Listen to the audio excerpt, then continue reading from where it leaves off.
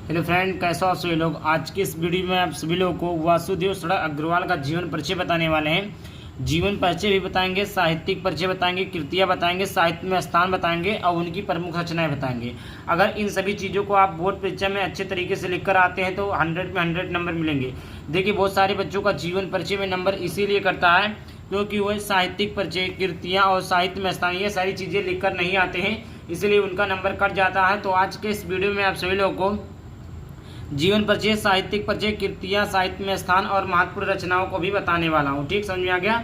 और आप लोगों को वीडियो पसंद आए तो वीडियो को लाइक कर देना, और अगला टॉपिक किस वीडियो पर चाहिए तो आप लोग कमेंट कर सकते हैं। तो यहाँ पर देखिए किसका जीवन परिचय है, वासुदेव सड़ा अग्रवाल का, जो कि क्लास 12 चैप्टर नंबर 1 वासुदेव सड़ा अग्रवाल का ये चैप्टर है। जीवन परिचय लिखेंगे। डॉक्टर जीवन परिचय में इनका नाम, पिता का नाम, कहाँ पढ़े, कहाँ लिखे, मृत्यु, यही सब चीज़ें लिखेंगे, गाँव का नाम बस। देखिए क्या लिखा है कि जीवन परिचय। डॉक्टर वासुदेव सड़ा अग्रवाल का जीवन का जन्म सन 1904 ईस्वी में मेरठ जिले के खेड़ा गांव में हुआ था। तो देखिए, डॉक्टर वासुदेव सड़ा अग्रवाल का जन्म कहाँ हुआ था? खेड़ा में हुआ था, मेरठ जिले के खेड़ा में हुआ था। कब हुआ था? तो 1904 ईस्वी में हुआ था। अगर एमसीक्यू में भी आ जाता कि वासुदेव सड़ा अग्रवाल का जीवन परिचय जन्म कब हुआ था, तो 1904 में हुआ था। कहाँ हुआ था? तो मेरठ जिले के उत्तर प्रदेश में हुआ था। उसके बाद में आगे देखते हैं। अतः इनका बाल्यकाल लखनऊ में ही बीता। ये कहाँ रहते थे? लखनऊ में रहते थे। कहाँ रहते थे? बाल्यकाल मतलब होता है जो जीवन होता है, छोटा जीवन, मतलब जैसे जब बालपन होता है वो कहाँ बीता? लखनऊ में ही बीता। इन्होंने काशी विश्वविद्यालय से BA और लखनऊ विश्वविद्यालय से MA एवं PhD की उपाधियाँ प्राप्त की। देखिए, इन्होंने काशी कहाँ है? काशी में काशी विश्वविद्यालय से BA किया और लखनऊ विश्वविद्यालय से MA और PhD की उपाधि हासिल की। मतलब इन्होंने इलाहाबाद में भी पढ़ाई किया था और लखनऊ में भी पढ़ाई किया था। तो यहाँ पर उपाधियाँ प्राप्त की। उपाधि मतलब होता है डिग्री। इन्होंने पाली, संस्कृत, अंग्रेजी आदि भाषाओं का गहन अध्ययन किया। देखिए, एक मेन पॉइंट इसमें ये होता है कि आप जितने भी लोगों का जीवन परिचय देखेंगे 95% लेखक का जीवन परिचय जो होता है उसमें हिंदी, अंग्रेजी, पाली भाषाओं का जो अध्ययन होता है सभी लोग घर पर ही करते थे। ठीक, ये 95% लेखकों का कहानी है। तो इन्होंने भी इसी प्रकार पाली, संस्कृत, अंग्रेजी आदि भाषाओं का गहन अध्ययन किया था। हिंदी साहित्य की सेवा करता हुआ यह अमरपुत्र 27 जुलाई 1967 ईस्वी में हमेशा के लिए सो गया। मतलब इनका निधन 27 जुलाई सन 1968 ईस्वी को हो गया था। तो यहाँ से वासुदेव सड़ा अग्रवाल का जीवन परिचय हो गया। जीवन परिचय काफ़ी ज़्यादा बड़ा नहीं होता, उसमें आपको संक्षिप्त परिचय बड़ा होता है। कृतियाँ सारे जब हेडिंग लिखेंगे तो उसमें आपको पूरे के पूरे नंबर मिलेंगे। अब एक ही पेज में सब कुछ भरते जाएंगे तो पूरे नंबर नहीं मिलेंगे। तो इस प्रकार आपको छोटा सा जीवन परिचय लिख देना। जीवन परिचय में क्या क्या है? उनका नाम है, जन्म है, कहाँ पढ़े थे, उनके पिता का नाम क्या था, उनका बाल्यकाल कहाँ था, वो कहाँ रहते थे, उनकी कौन कौन सी भाषाएं थी, उनका मृत्यु कहाँ हुआ था, ये सारी चीज़ें आप जीवन परिचय में लिखेंगे। अब चलिए आगे बढ़ते हैं। आगे हम देखते हैं साहित्यिक परिचय। क्या आप बच्चों? साहित्यिक परिचय यहाँ से देख लेते हैं। साहित्यिक परिचय तो डॉक्टर वासुदेव सड़ा अग्रवाल लखनऊ एवं, यहाँ पे यौन नहीं रहेगा, लखनऊ एवं रहेगा, एवं मथुरा के पुरातत्व संग्रहालयों में निरीक्षक, केंद्रीय पुरातत्व विभाग के संचालक और राष्ट्रीय संग्रहालय दिल्ली के अध्यक्ष रहे।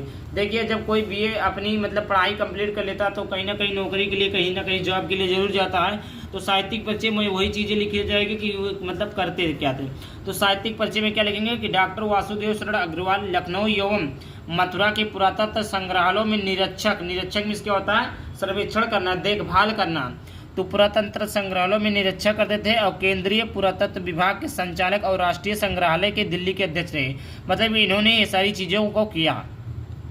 इन्होंने मुख्य रूप से पुरातत्व को ही अपना विषय बनाया। इनकी भाषा शुद्ध खड़ी बोली। इन्होंने अपनी भाषा में अनेक देशज शब्दों का भी प्रयोग किया है। देखिए, ये सबसे मेन पॉइंट है, शुद्ध खड़ी बोली। ये MCQ में ज़्यादा पूछा जाता है कि वासुदेव सड़ा अग्रवाल ने अपनी जो है लेखनी है किस भाषा में लिखी, तो किस भाषा में? खड़ी बोली में लिखी। तो ये मोस्ट इंपॉर्टेंट है। ये ज़्यादातर मोस्ट इंपॉर्टेंट है। ये ज़्यादातर MCQ टाइप में क्वेश्चन में आता है, MCQ में आता है। तो आप सभी लोग इन सभी पॉइंटों को ध्यान से पढ़िएगा, ध्यान से देखिएगा। आगे बात करते हैं कृतियाँ। क्या बच्चों? कृतियाँ पढ़ लेते हैं। कृति यहाँ पर देख लेते हैं इनका। डॉक्टर अग्रवाल ने निबंध रचना, शोध और संपादन के क्षेत्र में तो डॉक्टर अग्रवाल ने निबंध रचना, शोध और संपादन के क्षेत्र में महत्वपूर्ण कार्य किया है। इनकी प्रमुख रचनाएं निम्नलिखित है। जैसे यहाँ पर देखिए, ज्योति है, पृथ्वीपुत्र है, कल्पलता है, कल्पवृक्ष है, वेद विधा है, कला और संस्कृति है, मातृभूमि है, वाग्धारा आदि इनके निबंध संग्रह है।